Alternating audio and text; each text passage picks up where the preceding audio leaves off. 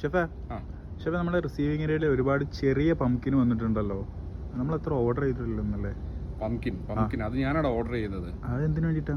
Halloween fest അല്ലേ വരുന്നത്. ഈ ഹാലോവിൻ എന്ന് പറഞ്ഞാൽ എന്താ?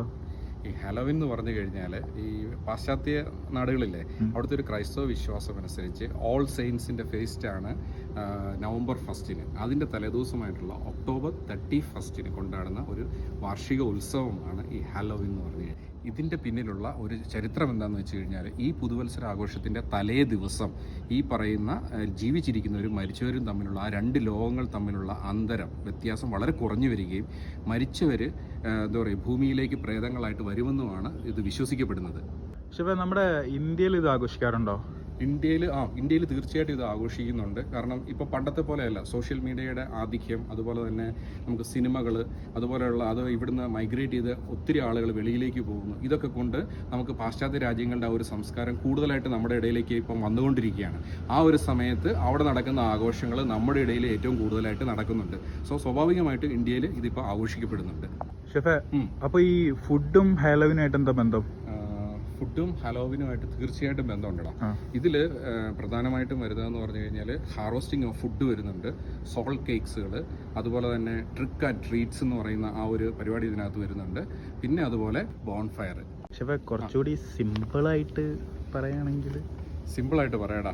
ആദ്യം പറയും സോൾ കേക്കിന്റെ കാര്യമല്ല പറയുന്നത്. ഈ സോൾ കേക്ക് എന്ന് പറയുമ്പോഴത്തേക്കിന് ഈ മരിച്ചവരുടെ ആത്മാക്കൾക്ക് വേണ്ടിയിട്ട് പ്രാർത്ഥിക്കുന്നതിന്റെ ഭാഗമായിട്ട് ഈ കേക്കുകൾ ഉണ്ടാക്കിയിട്ട് വീടുകൾ തോറും പരസ്പരം അങ്ങോട്ടും ഇങ്ങോട്ടും കൈമാറുന്ന ഒരു ചടങ്ങുണ്ടായിരുന്നു പണ്ട് കാലത്ത്. അതാണ് ഈ സോൾ കേക്ക് എന്ന് പറഞ്ഞു കഴിഞ്ഞാൽ. അതുപോലെ തന്നെ ബോൺഫയർ എന്ന് പറഞ്ഞു കഴിഞ്ഞാൽ ആ ഒരു ദിവസം രാത്രിയിൽ ഇവർ തീ കാഞ്ഞ്, അതായത് തീ ഇങ്ങനെ കത്തിച്ചൊരിക്കുമല്ലോ, അപ്പോഴത്തേക്കിന് ഈ ഗുഡ് സ്പിരിറ്റ്സുകൾ എന്താ പറയുക അവർക്കുള്ളൊരു ഡയറക്ഷൻ കാണിച്ചു കൊടുക്കുകയും അതുപോലെ തന്നെ ബാഡ് സ്പിരിറ്റിനെ ഓടിച്ചു വിടുന്നതിനുള്ള ഒരു പ്രതീകമായിട്ടാണ് ഈ ബോൺഫയർ കാണുക.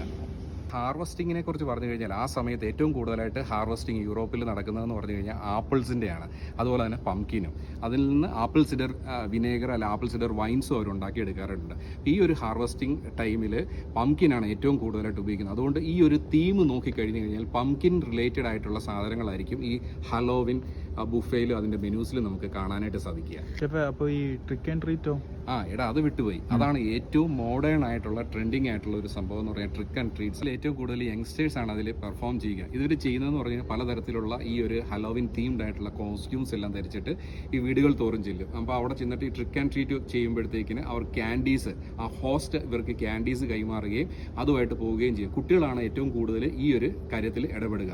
മൊത്തത്തിൽ എന്താ പറയുക, നമ്മൾ മതപരമായിട്ടുള്ള കാര്യങ്ങളെല്ലാം മാറ്റി വെച്ചിട്ട് ഇതൊരു ഫണ്ണി ആയിട്ടുള്ള എലമെൻ്റ് ആയിട്ട് ഇതിനെ എടുത്തുകൊണ്ട് ഹോട്ടൽസിൽ എപ്പോഴും ഗസ്റ്റിനെ എൻ്റർടൈൻ ചെയ്യാൻ വേണ്ടിയിട്ടാണ് ഈ ഒരു ഹലോവിൻ ഫെസ്റ്റ് നമ്മൾ കൊണ്ടാടുന്നത്.